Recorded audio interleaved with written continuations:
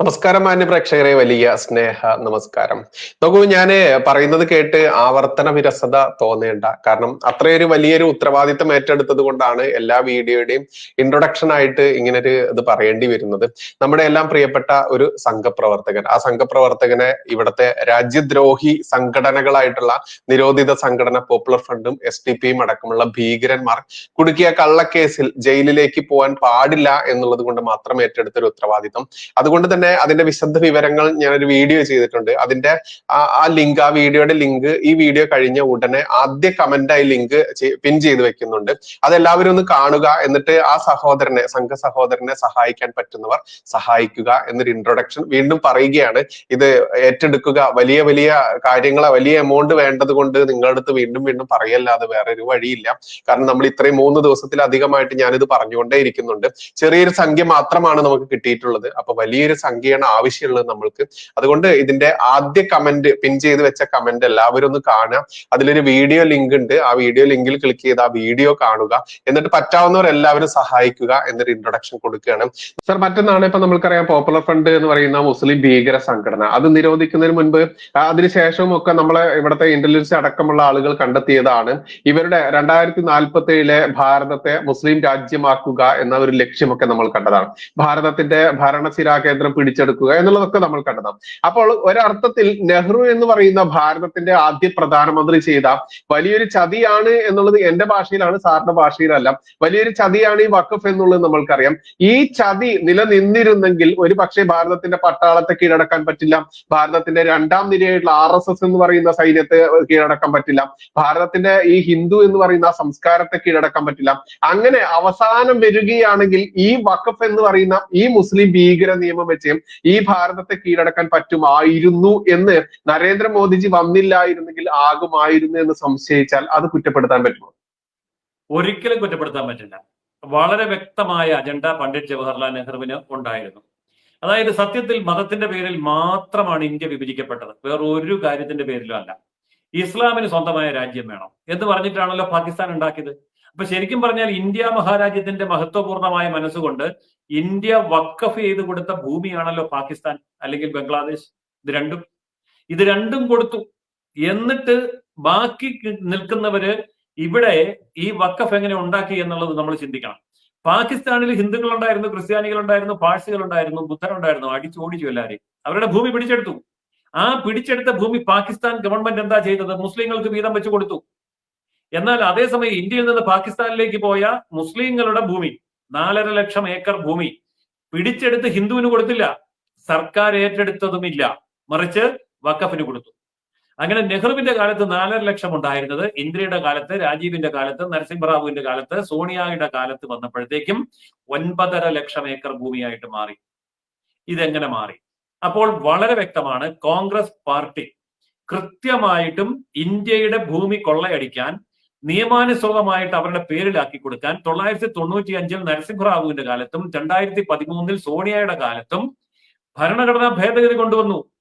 പാർലമെന്റിന് അധികാരമില്ല, സുപ്രീം കോടതിക്ക് അധികാരമില്ല എന്നൊക്കെ പറഞ്ഞ് എഴുതി വെച്ചു. അങ്ങനെ എഴുതി വെക്കുമ്പോൾ വ്യക്തമായ അജണ്ട നെഹ്റു ഫാമിലിക്ക് ഉണ്ടായിരുന്നു. നെഹ്റു ഫാമിലിയുടെ അജണ്ടയാണ് പാകിസ്ഥാൻ, പണ്ടൊക്കെ പറയല്ലോ ചിരിച്ചു നേടി പാകിസ്ഥാൻ പിടിച്ചു പാടുന്നു ഹിന്ദുസ്ഥാൻ. അപ്പോ കൃത്യമായി വഖഫ് ചെയ്ത് കൊടുത്ത പാകിസ്ഥാൻ, ബാക്കി ഹിന്ദുസ്ഥാൻ ഞങ്ങൾ നിയമവിധേയമായി ഘട്ടം ഘട്ടമായി നിങ്ങൾക്ക് തന്നുകൊള്ളാം. ഇത് കൃത്യമായ ഒരു അന്താരാഷ്ട്ര അജണ്ടയാണ്. ആഗോള പൊളിറ്റിക്കൽ ഇസ്ലാമിന്റെ അജണ്ടയ്ക്കനുസരിച്ച് നൃത്തം കളിക്കുന്നവരാണ് ഇവിടുത്തെ കോൺഗ്രസ് നേതൃത്വം. ഇത് മനസ്സിലാക്കേണ്ടത് ഇവിടുത്തെ ക്രൈസ്തവ നേതൃത്വമാണ്. അവരിപ്പോഴും ധരിച്ചിരിക്കുന്നത് ഈ സോണിയാഗാന്ധി ഞങ്ങളുടെ കൂടെ ആനാമ്പള്ളം തളിച്ചതാണല്ലോ, അല്ലെങ്കിൽ രാജീവ് ഗാന്ധി, രാഹുൽ ഗാന്ധി, പ്രിയങ്ക ഗാന്ധി, മക്കൾ ഗാന്ധിമാരെല്ലാവരും ക്രിസ്ത്യാനികളാണല്ലോ, അതുകൊണ്ട് ഇവർ ഞങ്ങളെ രക്ഷിക്കുമെന്ന ഓർത്ത്. എനിക്ക് ഇവിടുത്തെ ക്രൈസ്തവ പുരോഹിതന്മാരോട് പറയാനുള്ളത്, ക്രൈസ്തവ സഭാ മേലധ്യക്ഷന്മാരോടും വിശ്വാസികളോടും പറയാനുള്ളത്, ഇവര് നിങ്ങളെ പറ്റിക്കുകയാണ് ക്രിസ്ത്യാനിയാണെന്ന് പറഞ്ഞു. ഇവര് ക്രിസ്ത്യാനിയൊന്നുമല്ല, ഇവരുടെ പാരമ്പര്യം മുസ്ലിമിൻ്റെതാ, ഇവരുടെ രക്തം മുസ്ലിമിൻ്റെതാ, അവരുടെ ചിന്ത മുസ്ലിമിന്റെ, തലച്ചോറ് മുസ്ലിമിന്റെയാ. എന്നിട്ട് പാവപ്പെട്ട ഇവിടുത്തെ ക്രിസ്ത്യാനികളെ പറ്റിക്കാൻ വേണ്ടി ഇവര് ഇവിടെ പോകുന്നതാ, എവിടെ പള്ളിയിൽ പോകുന്നു, റോബർട്ട് വാദ്രയെ കല്യാണം കഴിക്കുന്നു, അങ്ങനെ ഒരു ക്രിസ്ത്യൻ പരിവേഷം ഉണ്ടാക്കുന്നു. എന്നിട്ട് ക്രിസ്ത്യാനികളെ, പറയാൻ മേലാത്ത ഭാഷയായതുകൊണ്ട് ഞാൻ പറയുന്നില്ല, അങ്ങനെയൊക്കെ ചെയ്യുന്നു. അത് ബാക്കി പൂരിപ്പിച്ചുകൊണ്ടാണ്. എന്നിട്ടോ ഹിന്ദുവിനെ എങ്ങനെയാ ചെയ്യുന്നത്? ഈ പറഞ്ഞ ഈ രക്തത്തിൽ മുസ്ലിമും പേരിൽ ക്രിസ്ത്യാനിയുമായിരിക്കുന്ന ഈ ഗണ്ടി ഉണ്ടല്ലോ, ഇവൻ അമ്പലത്തിൽ പോകുമ്പോ പൂണൂല് ധരിക്കുന്നു. ആരാ ഇവനെ പൂണൂലിടിക്കുന്നത്? പൂണൂല് ധരിക്കുന്നു, കടുവ വര, കുറി ഉണ്ടാക്കുന്നു, പട്ട് പറിക്കുന്നു, തലയെ കെട്ടുന്നു, രുദ്രാക്ഷം ധരിക്കുന്നു, ഇരുമുടി കെട്ടുമെടുത്ത് ഈ അടുത്ത തവണ ഇവർ ശബരിമലയ്ക്കും കൂടെ പോകും. ഒരു സംശയവും ഇല്ല. ഈ ആങ്ങളെയും പെങ്ങളും കൂടെ അടുത്ത തവണ ഈ മകരവിളക്കിന് മിക്കവാറും ശബരിമലയ്ക്കും കൂടെ പോകാൻ സാധ്യതയാണ്. അത്ര വേഷം കെട്ടാണ് നടത്തുന്നത്. അതിൽ പാവപ്പെട്ട ക്രിസ്ത്യാനി വീണുപോയി. അവർ ധരിച്ചിരിക്കുന്നത് ഇവര് പള്ളിയിൽ പോയി കുർബാന കാണുന്നതുകൊണ്ട് ക്രിസ്ത്യാനിയാണ്. നിങ്ങളെയൊക്കെ ശരിക്കും പറഞ്ഞാൽ ഇവിടുത്തെ സകല സഭകളുടെ അണ്ണാക്കി തന്നിരിക്കുകയാണ് ഇവർ ഈ കുടുംബം. നിങ്ങളും അനുഭവിക്കാൻ പോകുന്നേ ഉള്ളൂ. ക്രിസ്ത്യാനിയാണെന്ന് പറഞ്ഞ് പുറകെ നടന്നു. ഈ സകല പള്ളി കഷ്ടപ്പെട്ടും അധ്വാനിച്ചും വിദേശത്ത് നിന്ന് വിദേശ പണം കൊണ്ടുവന്നും ഇവിടെ ഉണ്ടാക്കി വെച്ച സകല എസ്റ്റേറ്റും നഗരഭൂമിയും എല്ലാം ഈ ഗണ്ടി കുടുംബം എടുത്ത് മുസ്ലിമിന് കൊടുക്കും. അപ്പൊ അനുഭവിച്ചറിഞ്ഞാൽ മതി. അതുണ്ടാവരുത്. ക്രിസ്ത്യാനിയുടെ ഭൂമി സംരക്ഷിക്കണം, ഹിന്ദുവിന്റെ ഭൂമി സംരക്ഷിക്കണം, പാർലമെന്റ് മന്ദിരം സംരക്ഷിക്കണം, രാഷ്ട്രപതി ഭവൻ സംരക്ഷിക്കണം, ഡൽഹിയിലെ മുഴുവൻ സർക്കാർ ഓഫീസും സെൻട്രൽ സെക്രട്ടേറിയറ്റ് സംരക്ഷിക്കണം. എന്തിനേറെ 77% വരുന്ന ഡൽഹി സംസ്ഥാനത്തിന്റെ 77% ഭൂമി സംരക്ഷിക്കണം. ഇനിയും അളന്ന് തിട്ടപ്പെടുത്തിയിട്ടില്ലാത്ത 9.5 ലക്ഷം ഏക്കർ എവിടെയൊക്കെയാ കിടക്കുന്നതെന്ന് അറിയാൻ വയ്യാത്ത ഇന്ത്യ മഹാരാജ്യത്തിന്റെ കണ്ണായ ഭൂമി മുഴുവൻ സംരക്ഷിക്കേണ്ടത് ഭരണകൂടത്തിന്റെ ചുമതലയാണ്. അതുകൊണ്ടാണ് ഇത് ചെയ്തത്. അതിന്റെ പിന്നിൽ യാതൊരുവിധ ക്രിസ്ത്യൻ ഹിന്ദു അജണ്ടയും ഇല്ല. മുസ്ലിമിനെ ദ്രോഹിക്കാനുള്ള അജണ്ട ഇല്ല. നിയമപരമായി വഖഫ് എങ്ങനെ നടക്കണം, നിയമപരമായി നടന്നോട്ടെ. അത് മതത്തിനകത്ത് നടത്തിയാൽ മതി. മതത്തിന്റെ അധികാരവും നിയമവും വെച്ചുകൊണ്ട് പുറത്തേക്ക് ഇറങ്ങി വന്നിട്ട് ഭരണഘടനയുടെ വെക്കിട്ട് കയറാൻ ശ്രമിച്ചാൽ, പാർലമെന്റിന്റെ തലയിൽ കയറിയിരുന്ന് നിരങ്ങിയാൽ, സുപ്രീം കോടതിയെ തൊടലിട്ട് പൂട്ടിയാൽ സമ്മതിക്കില്ല എന്നാണ് നരേന്ദ്രമോദി പറഞ്ഞതിന്റെ ചുരുക്കം. അത് സമ്മതിക്കാനും പോകുന്നില്ല. സർ, നമ്മൾക്കറിയാം, ഇപ്പോ തമിഴ്നാട് മദ്രാസ് ഹൈക്കോടതിയിൽ നിന്ന് പണ്ട് ഒരു ഹർജിയുമായി ചെന്നൊരു കാര്യമുണ്ട്. അതായത് 2012 ആ സമയത്താണ് നടന്നിട്ടുള്ളത്. തമിഴ്നാടിന്റെ ഒരു പ്രത്യേക ഏരിയയിൽ ഭൂരിപക്ഷമായിട്ടുള്ള മുസ്ലിങ്ങൾ അവർ മദ്രാസ് ഹൈക്കോടതിയെ സമീപിക്കുന്നു. ഇവിടെ ഞങ്ങൾ ഭൂരിപക്ഷമായി, ഇവിടെ ഹിന്ദു ക്രിസ്ത്യൻ ആചാരങ്ങളോ അനുഷ്ഠാനങ്ങളോ ആഘോഷങ്ങളോ ഒന്നും പാടില്ല, ഇവരെ നിരോധിക്കണം എന്നും പറഞ്ഞുകൊണ്ട് ഒരു ഹർജിയുമായി ചെന്നൊരു അനുഭവമുണ്ട്. അത് പത്രത്തിൽ ഞാൻ വായിച്ചിട്ടുണ്ട്. അത്തരത്തിൽ ഹർജിയുമായി ചെന്ന സമയത്ത് മദ്രാസ് ഹൈക്കോടതി ചോദിച്ചൊരു കാര്യമുണ്ട്. വെറും 1400 വർഷം പഴക്കമുള്ള ഒരു മതം വേണ്ട, ഭാരതത്തിലേക്ക് എന്ന് മുതലാണ് അത് കടന്നു വന്നത് എന്ന് ചിന്തിക്കുമ്പോൾ ഈ ഭാരതത്തിൽ അതിനു മുൻപുണ്ടായിരുന്ന ഇന്നുമുള്ള ഭൂരിപക്ഷ ജനത നിങ്ങളോട് പറയുകയാണ്, അവർ ഭൂരിപക്ഷമായിട്ടുള്ള സ്ഥലങ്ങളിൽ നിങ്ങൾ ഒരിക്കലും നിങ്ങളുടെ ആചാരവും അനുഷ്ഠാനവും പാടില്ല, ആഘോഷവും പാടില്ല എന്ന് പറഞ്ഞ് ഈ ഹൈക്കോടതിയെ തന്നെ സമീപിച്ചു കഴിഞ്ഞാൽ എന്തായിരിക്കും നിങ്ങളുടെ മറുപടി എന്ന് ചോദിച്ച് ഇവന്മാരെ കണ്ട വഴി ഓടിച്ചിട്ടുണ്ട്. എന്താണ് സർ ഇവിടെ ഹിന്ദുവിന്റെ ഭൂമി പോലും നമുക്കറിയാം. ഇപ്പൊ കൊടുങ്ങല്ലൂരിലൊക്കെ ആദ്യ പള്ളി കൊടുത്തത് എങ്ങനെ, ആദ്യ പള്ളി ഉണ്ടായത് എങ്ങനെയെന്നൊക്കെ നമുക്കറിയാം. ഇത്തരത്തിൽ വെറും 1400 വർഷം പഴക്കമുള്ള ഇവരുടെ ഈ അവകാശവാദത്തെ ഏത് രീതിയിലാണ് സർ പുച്ഛിച്ച് തള്ളുന്നത്? അതായത് പൊളിറ്റിക്കൽ ഇസ്ലാം എന്നൊരു ഇസ്ലാം മാത്രമേ ലോകത്തുള്ളൂ. നമ്മൾ മനസ്സിലാക്കേണ്ട ഒരു വിഷയമാണ്. ഒരു ക്രിസ്ത്യൻ മതം ഏതെങ്കിലും ഒരു രാജ്യത്ത് ചെന്നാൽ ആ രാജ്യത്തിന്റെ ഗവൺമെന്റിനെ അംഗീകരിക്കാൻ തയ്യാറാണ്. അത് ആഫ്രിക്കയിലാണേലും ഏഷ്യയിലാണേലും എവിടെയാണേലും. എന്നാൽ ഇസ്ലാം ലോകത്ത് ഏത് രാജ്യത്ത് ഏത് ഭൂഖണ്ഡത്തിൽ ചെന്നാലും ഇസ്ലാം ഒരിക്കലും ആ രാജ്യത്തിന്റെ നിയമങ്ങളെയും അവിടുത്തെ കോടതിയെയും ഭരണഘടനയെയും അംഗീകരിക്കുകയില്ല. മറിച്ച് ആഗോള ഇസ്ലാമിന് ഒരു പൊളിറ്റിക്കൽ ഇസ്ലാം എന്ന് പറയുന്ന ഭാഗമാണ് ഏറ്റവും വലുത്. അതായത് ഒരു രാഷ്ട്രീയ മതമാണ് ഇസ്ലാം. അപ്പൊ രാഷ്ട്രീയ മതമായ ഇസ്ലാം ഭരിക്കുന്ന സ്ഥലങ്ങൾ നോക്കിയാൽ അവർക്ക് ഭൂരിപക്ഷമുള്ള എല്ലാ രാജ്യങ്ങളും ശരീഅത്ത് നിയമത്തിന്റെ കീഴിലേക്ക് കൊണ്ടുവരികയും അതിന് പിന്നെ ജനാധിപത്യമെന്നോ പാർലമെന്ററി ജനാധിപത്യമെന്നോ ഏകാധിപത്യമെന്നോ രാജഭരണമെന്നോ എന്ത് പേരിട്ട് വിളിച്ചാലും അവിടെ മതനിയമം മാത്രമാണ് നടപ്പാകുന്നത്. എന്നാൽ ആ ഒരു അന്തരീക്ഷം ഈ ഭാരതത്തിൽ കൊണ്ടുവരിക എന്ന് പറഞ്ഞാൽ ഇവിടുത്തെ ജനാധിപത്യത്തിനും മതേതരത്വത്തിനും അത് ആപത്കരമാണ്. അങ്ങനെയുള്ള ഒരു കാര്യം നമുക്ക് സമ്മതിക്കാൻ സാധ്യമല്ല.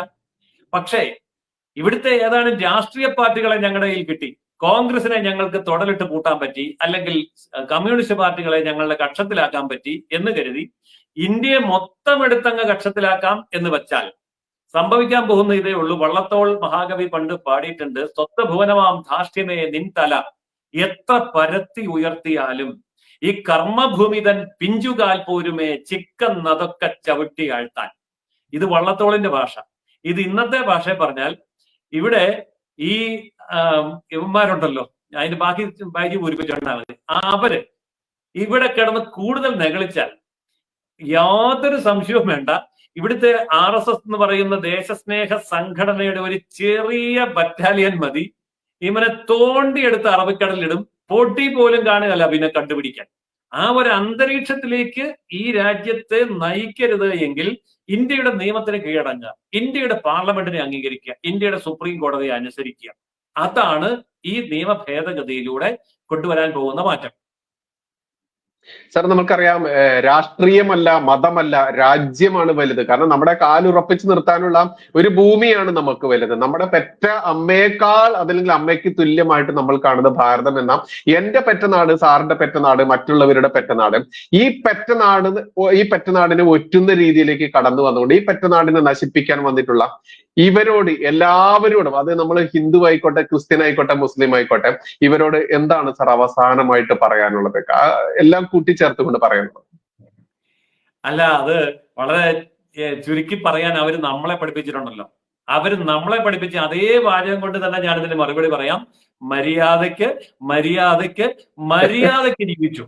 അങ്ങനെ ജീവിച്ചാൽ ഇവിടെ ജീവിക്കാം, അല്ലെങ്കിൽ നിങ്ങളൊന്നും ഇവിടെ ജീവിക്കാൻ അർഹരല്ല എന്ന് ഇവിടുത്തെ ജനത പറയും, ഭരണകൂടം പറയും, ഇവിടുത്തെ ഭരണഘടന പറയും, ഇവിടുത്തെ കോടതി പറയും. അത് പറയിപ്പിക്കാതിരുന്നാൽ നിങ്ങൾക്ക് ഇവിടെ ജീവിക്കാം.